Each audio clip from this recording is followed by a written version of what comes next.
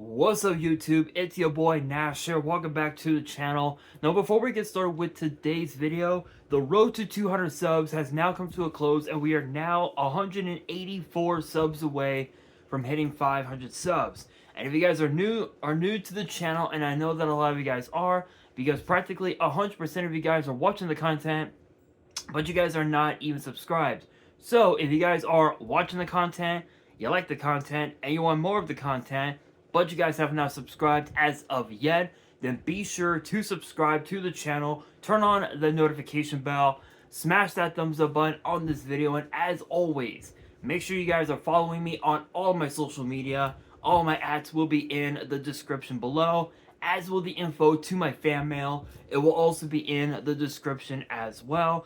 And I want you guys to post in the comments below answering the question of the day, which is this. What would you consider to be the worst V-Jump promo card ever in existence? Let me know down in the comments below. And for today's video, speaking of V-Jump promos, today's video I believe we have 1, 3, 4, 5. I believe we have 5, if I remember right. 1, 2, 3, 5. Yep, we have 5 brand new V-Jump promos that have just been revealed, and 3 of them are from a brand new set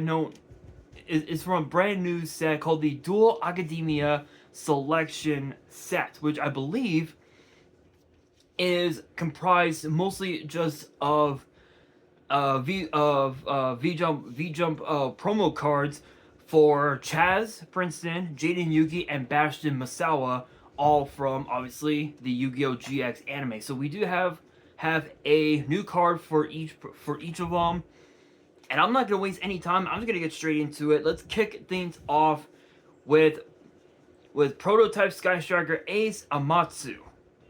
So yeah, Sky Striker got a brand new Link monster, which looks absolutely badass. It kind of looks like a Gundam. It kind of looks like a Gundam a little bit.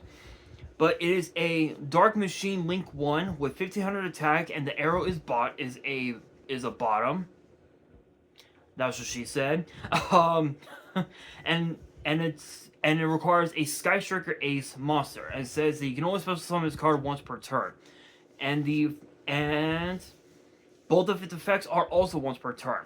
The first effect reads, when a monster your opponent controls with 2000 or more attack activates its effect as a quick effect, you can make that effect become destroy one Sky Striker Ace Link monster your opponent controls instead. Second effect reads, when an attack is declared involving this card and an opponent's monster, you can target one Sky Striker Ace monster you control and a card your opponent controls, destroy them. So you can literally have Sky Striker Ace Rose on board plus any other monster that your opponent may have, and they both get popped. Is this like the best Sky Striker? No. Now, as crazy as it sounds, no.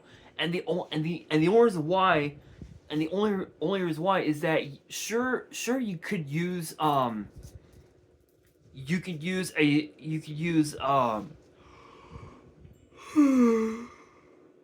excuse me. Sure, you could use a Sky Striker Ace Kagari or a Kaina or a Shizuku to use this card's effect, but it really doesn't make that much of a damn, because the card is kind of slow. In my opinion, I feel like it's a little slow just because of the fact that both the facts say when. So obviously you guys know anytime a card, whether it's a monster, a spell, a trap, a fusion, synchro, an exceeds, a link, or even a ritual monster or a pendulum or whatever, anytime a card has a when effect, it's going to miss timing, and you're not gonna be able to use its effect to its full extent. So that's why there are a lot of players out there that don't use cards with when effects. There might be some cards that they'll use, but not but 90% of the time they don't use cards in their deck that have a when effect. Now, if the card itself has an if effect, then that would be a whole different story, right? Like if this card's effects, if both of this card's effects said said if a monster your opponent controls activates its effect, then hypothetically speaking, you would be able to. Hypothetically speaking, you wouldn't miss timing, and you would basically be able to get its effect off to its full extent. Um, in my opinion, this is more. This is definitely a one of, and a good target for a good target for pot of extravagance, and for extra and cards for cards like pot of extravagance, pot of prosperity, and even also for fool's burial, for extra fool's burial, which extra foolish basically lets you send the card from your extra to your graveyard. So it's more suited for, as targets for those. But other than that, I mean, it's okay. It's not the best, but it is what it is. Next up is a more recent V-Jump promo card that we just got, and honestly, it's kind of a weird one. It's a weird one. It's called Draw Bread. And I know what you're thinking. You're thinking, wait a minute, Draw Bread? What the fuck? What is this reference to? It is actually reference to the Yu-Gi-Oh GX episode where they were trying to draw the golden bread, I guess. If you guys saw that episode, GX, you guys know what I'm talking about. But it is a normal spell with the effect being a once per turn that reads: if you have a monster in your grave, pay 200 life points, draw a card, and reveal it. Then, if it's a monster, apply this effect based on its attribute. Different from the monster in your grave, draw one card. Same as a monster in your grave, discard one card. I say that this is considered pot of greed? In a way, yes, it could technically be pot of greed. It's basically a much more slower pot of greed, to say the very least. In my opinion, in my opinion, it could be pot of greed, but it could also be a very bad graceful charity. Literally, that's literally all there is to it. I would probably say decks like Heroes, Blue Eyes, and potentially Raziel and Rescue Ace are definitely going to be abusing this card to the point of no return. I feel like if this card had a better effect, like said, if it said, to pay the 200, draw a card, and if it said different from the monster in your grave, I feel like that it could be an actual like graceful charity, if you will, where it would be like draw two, draw two more cards, discard one, and then same as a monster in your grave, it could be the effect would have been to mill a card from the top of your deck to your grave. I feel like that if this card had an effect like that, it would be perfectly fine. It would be broken as hell. Would I say that this card is broken? No, I feel like it. I feel like it's okay. I feel like it's an okay card. I don't think it's like really good. It's like really bad pot of greed, in my opinion. But now we gotta talk about the Dual Academia selection cards, and the first one up is Elemental Hero Thunder Giant Voltic Thunder. If the card will load, there we go. Which honestly looks kind of badass, if you ask me. Looks really cool. Anyway, it is a 6-star Light Warrior fusion with 2400 attack, 1500 defense, and requires two elemental hero monsters with different attributes. And it says that it must be fusion summoned, and both of its effects are once per turn. The first effect reads, if this card is special summoned and your opponent controls more cards than you do, you can destroy all other cards on the field. Second effect reads you contribute this fusion summon card using a normal monster as material, then target one elemental hero monster in your grave, special summon it. So hypothetically speaking, you can literally just use Clayman and Sparkman to literally make this card, and you can contribute this card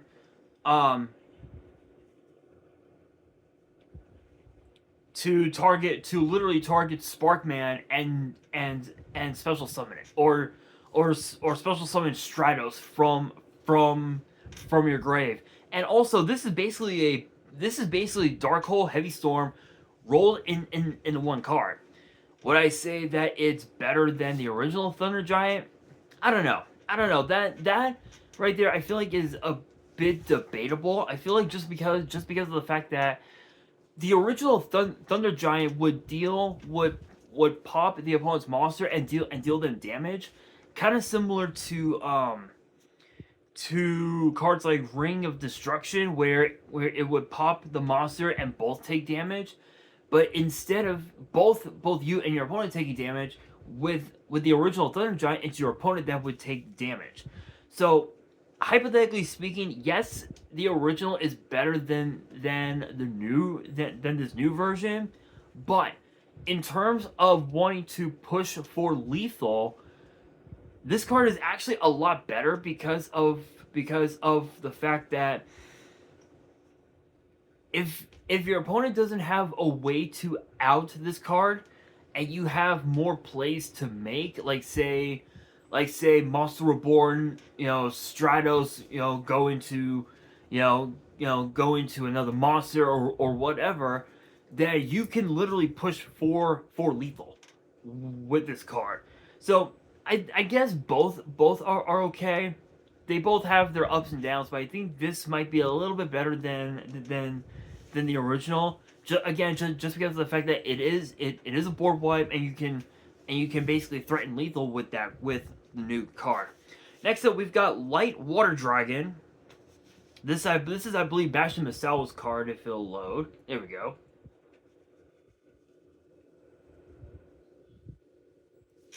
Which is a 4-star Water Sea Serpent with 1400 attack, 1300 defense.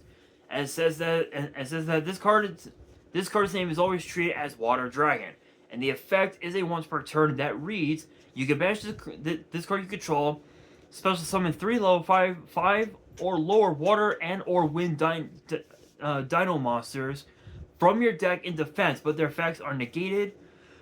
Excuse me.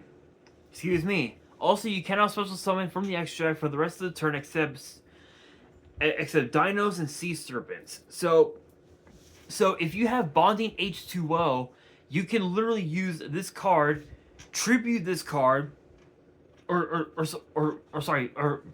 banish it, summon out Hydrogeddon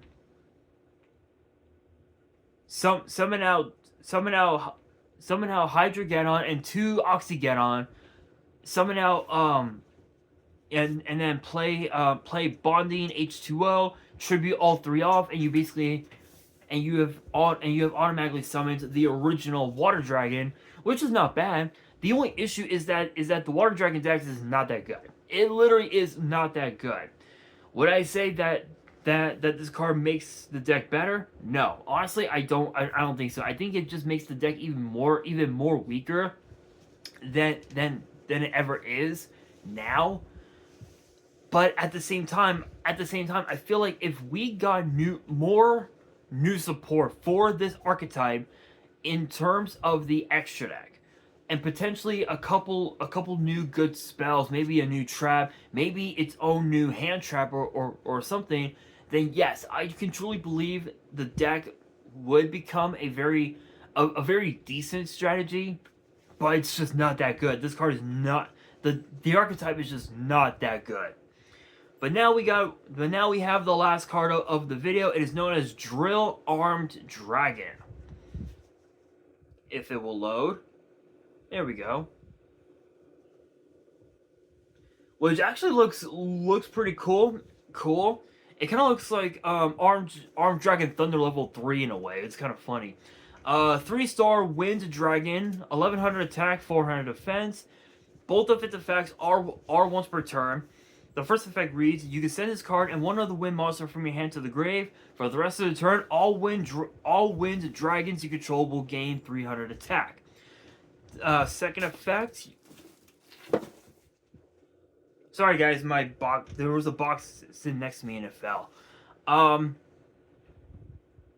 Second effect. You can banish any number of dragon monsters that are level 7 or higher, and/or wind from your grave. Add a dragon from your deck to your hand with a level equal to the number.